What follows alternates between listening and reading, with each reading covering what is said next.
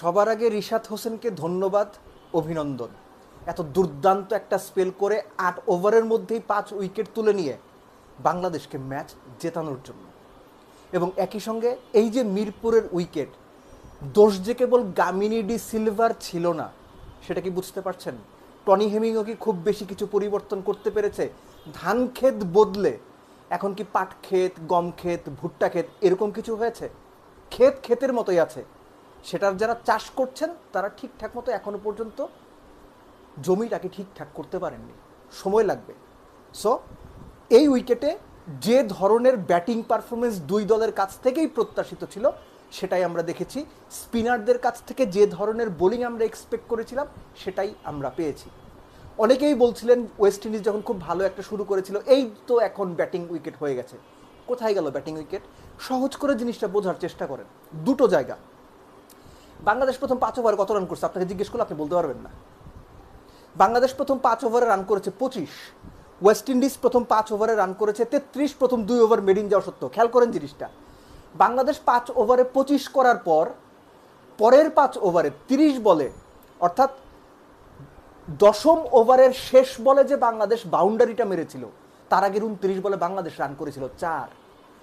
২৯ বলে বাংলাদেশ রান করেছিল ৪ প্রথম ৫ ওভারের পরে। ওয়েস্ট ইন্ডিজ প্রথম ৫ ওভারে কত করেছে? ৩৩, পরের ৫ ওভারে কত করেছে দেখেন তো, স্কোরবোর্ড বের করে ১২ করেছে। অর্থাৎ এই যে শুরুর দিকে বলটা যখন একটু নতুন থাকে, একটু যখন পেস থাকে, ব্যাটে যখন একটু বেটার আসে, তখন ব্যাটসম্যানরা যত দ্রুত সম্ভব স্কোরিং শট খেলে রান তুলে নিতে চেয়েছে। ওয়েস্ট ইন্ডিজ প্রথম ৫ ওভারের মধ্যে ৫টা ৪, ২টো ছক্কা মেরেছে। পরের ২৫ ওভার পর্যন্ত, অর্থাৎ পরের ২০ ওভারে ওয়েস্ট ইন্ডিজ আর মাত্র ২টো বা ৩টা ৪ মারতে পেরেছে। সো উইকেট এতটাই ব্যাটিংয়ের জন্য কঠিন ছিল। এখন কথা হচ্ছে, এই ধরনের উইকেটে খেলে আমাদের লাভ কী? এই আলোচনাটা এখন আর কোনো মানে রাখে বলে আমার মনে হচ্ছে না। কেন বলছি আমি কথাটা জানেন? মিরপুরে খেলালে এটাকে আপনাকে মেনে নিতে হবে যে উইকেট এরকম জঘন্য হবে। যে উইকেটে খেলে আপনি গ্লোবাল স্টেজে, এশিয়া কাপ, আইসিসি ইভেন্ট কিংবা অন্যান্য দেশে বাইল্যাটারাল সিরিজ খেলতে গিয়ে আপনি ঢুকবেন, কেননা কোনো দেশে, পৃথিবীর কোনো দেশে এরকম উইকেটে ওয়ানডে বা হোয়াইট বল ক্রিকেট খেলা হয় না। টি-20 তো প্রশ্নই আসে না। এখন বাংলাদেশ খেলছে, বাংলাদেশের জেতা দরকার। আপনি কি জানেন যে বাংলাদেশের টিম ম্যানেজমেন্টের পক্ষ থেকেই এই ধরনের উইকেট চাওয়া হয়েছে কিনা? চাওয়া হয় নাই। আপনি কি নিশ্চিত? আমি কিন্তু নিশ্চিত না। কেননা প্রেস কনফারেন্সে এসে অনেকেই বলেন এই উইকেটে খেলা সম্ভব না, এই উইকেট ভালো না, আমরা খেলতে চাই না। কিন্তু তারাই আবার ভেতরে ভেতরে বলে দেন এই উইকেট লাগবে, ম্যাচ জিততে হবে, র্যাঙ্কিংয়ে থাকতে হবে, নিজেদের ব্যক্তিগত পারফরমেন্স বাড়াতে হবে। এটা আমি জেনে বলছি। মিডিয়াতে এসে বলেন এই উইকেটে খেলতে চান না, কিন্তু ভেতরে ভেতরে তারা ইনস্ট্রাকশন দেন পিচ কিউরেটারকে, পিচ এইভাবে বানাইতে হবে। এই ক্ষেত্রে সেটা হয়েছে কি আমি জানি না। ক্যাপ্টেন, কোচ বা ক্রিকেট অপারেশনসের যারা নীতি নির্ধারক তারা মিলে এটা ডিসাইড করেছেন কিনা আমি জানি না। যদি হয়ে থাকে অবাক হওয়ার কিছু নয়, এই ঘটনা আগেও ঘটেছে। এনিওয়েজ, বাংলাদেশ যে স্টার্টটা করেছিল সেই স্টার্টে সৌম্য সরকারকে নিয়ে আসলে বেসিক্যালি খুব বেশি কিছু আমার বলার নাই। সৌম্যর ক্যারিয়ার যেভাবে এগিয়েছে, এই ক্যারিয়ারের ওই ধারাবাহিকতাই যে অলওয়েজ অন ইনকনসিস্টেন্ট, সেটাই। সাইফ ভেতরে আসা বল, তাকে যে টার্গেটটা করা হয়েছিল ঠিক ওই টার্গেটেই তিনি উইকেট দিয়ে এসেছেন। শান্তর ক্ষেত্রে আমরা দেখেছি রিসেন্ট টাইমে স্পিনাররা পর্যন্ত শান্তকে অ্যারাউন্ড দ্য উইকেট গিয়ে বল করেন, তার স্ট্যাম্প অ্যাটাক করে। ওয়েস্ট ইন্ডিয়ানরা স্ট্যাম্প অ্যাটাক করে বল করেছে। এর মধ্যেও তাওহিদ হৃদয় এবং ডেবিউটেন্ট মাইদুল অঙ্কন তারা যতটুকু সম্ভব রিকভার করার চেষ্টা করছেন। শান্তর সঙ্গে যে পার্টনারশিপটা ছিল তাওহিদ হৃদয়ের, কত ১২২ বল, ২০ ওভার ২ বল, ১২২ বলের মধ্যে ৭৮-এর পার্টনারশিপ, ওটা একটা সলিড পার্টনারশিপ ছিল। মিরাজ একটা পার্টনারশিপ করার চেষ্টা করেছেন, দ্রুত রান করার চেষ্টা করেছেন। এই অ্যাপ্রোচটা মিরাজের আমার খুব ভালো লেগেছে। ওই উইকেটে দ্রুত রান করা দরকার ছিল। মাইদুল অঙ্কন অ্যারাউন্ড দ্য উইকেট বল করছিলেন। রোস্টন চেইস একদম বাইরে বল পড়লো, সেখান থেকে ভেতরে ঢুকলো। মানে মাইদুল অঙ্কন নিজেও অবাক হয়ে গিয়েছেন যে ওখান থেকে বলটা আসলে স্প্যান ব্যাক করতে পারে। এনিওয়েজ, তাওহিদ হৃদয়ের কথা একটু আলাদা করে বলতে হয়। সবশেষ ৬ ইনিংসে বোধহয় ৪টা 50 করলেন এবং সবগুলোই 50-এর ঘরে গিয়ে আটকে যাচ্ছেন তিনি। এটা ভালো কোনো লক্ষণ না, এটা কোনোভাবেই ভালো লক্ষণ না। আপনি 50-50-50 করছেন, ৫১, ৫৬, ৫৭, ৬০, ৬৫ স্ট্রাইক রেট করছেন, আমি এটার বিপক্ষে না। কিন্তু যখন আপনার এক্সিলারেট করার সময় ৩৫ ওভারে গিয়ে আপনি আউট হচ্ছেন, আপনি ৩৩ ওভারে গিয়ে আউট হচ্ছেন, আপনি বিগ হিফ করতে গিয়ে আউট হচ্ছেন, আপনি স্লক শট খেলতে গিয়ে আউট হচ্ছেন দলের বিপদে, এটা ঠিক না।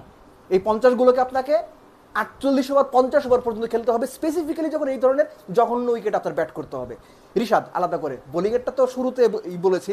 এই যে রিশাদের রানগুলো 200 স্ট্রাইক রেটে 2টো ছক্কা একটা চারে 20+ বা 25টা 26 করলেন যে রিশাদ যে রানগুলো করলেন, অমূল্য রান। বাংলাদেশের পার্সপেক্টিভ থেকে এই ম্যাচের প্রেক্ষাপটে অমূল্য রান, কেননা যে দলটা সবশেষ 7টা ওয়ানডে সিরিজের 6টাতে হেরেছে, সবশেষ 14টা ওয়ানডের 2টো ম্যাচ হেরেছে, তাদের জন্য এই ম্যাচটা কতটুকু মানে জেতা দরকার ছিল সেটা আসলে ভাষায় প্রকাশ করার মতো না। Then come down to West Indies batting. বাংলাদেশের বোলাররা শুরুতে নতুন বলে দে আর এক্সপেন্সিভ। যখন থেকে রিশাদ এসেছেন উনি একটা লাইন মেনটেন করে বল করে গেছেন। রিশাদ কিন্তু এক্সট্রা অর্ডিনারি কোনো কিছু করার চেষ্টা করেননি, নায়ক হবার চেষ্টা করেননি, বেসিক বোলিংটা করে গেছেন।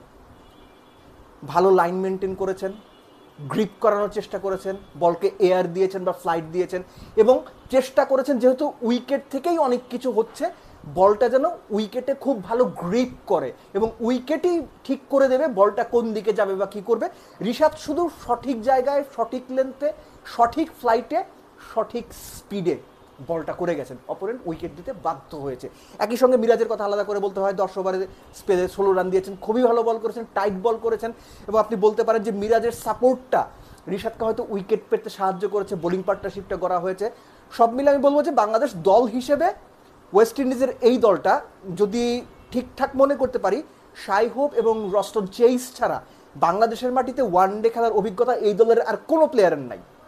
সেই তুলনায় বাংলাদেশের এগেনস্টে ওয়েস্ট ইন্ডিজ আমি বলবো যে বেটার ফাইট করছে, অ্যাটলিস্ট প্রথম 80-82 রান পর্যন্ত বোলিং ইনিংসের দিক থেকে, সরি তাদের ব্যাটিং ইনিংসের দিক থেকে। কেননা 21 ওভারের যখন তাদের রান 80 তখন আপনি চিন্তাই করছিলেন যে হাতে 8 উইকেট আছে, তারা হয়তো ম্যাচটা জিতে যাবে, কিন্তু রিশাদের ওই স্পেলটা সব কিছু বদলে দিয়েছে, সব কিছু ইভেন করে দিয়েছে বাংলাদেশের জন্য, যে এই ম্যাচটা বাংলাদেশ যে জিতবে সেই প্ল্যাটফর্মটা রিশাদি অ্যাকচুয়ালি সেট করে দিয়েছেন বল হাতে। কংগ্রেচুলেশনস বাংলাদেশ, এই জয়টা খুব দরকার ছিল। একটা দল র্যাঙ্কিংয়ে ওয়ানডেতে 9 নাম্বার, একটা দল 10 নাম্বার, টপ 9 থেকে আপনার 2027 বিশ্বকাপের চূড়ান্ত পর্ব নিশ্চিত করতে হবে। সো ওয়েস্ট ইন্ডিজ বাংলাদেশের এই রাইভালারিটা বিশ্বকাপ কোয়ালিফিকেশনের ক্ষেত্রেও একটা গুরুত্বপূর্ণ ভূমিকা রাখবে, সেখানে বাংলাদেশের প্রথম জয়টা খুবই ইম্পর্টেন্ট ছিল। বাট দেন এগেইন এই উইকেটে যদি আপনি খেলেন, যে যাই বলুক পারফরমেন্স ভালো হবে, আপনি 50 করবেন, 5 উইকেট পাবেন, 10 ওভারে 16 রান দিবেন, শুনতে দেখতে খুব ভালো লাগবে, কিন্তু লম্বা রানে যদি আমরা হিসেব করি, এই উইকেটে খেলে বাংলাদেশের কোনো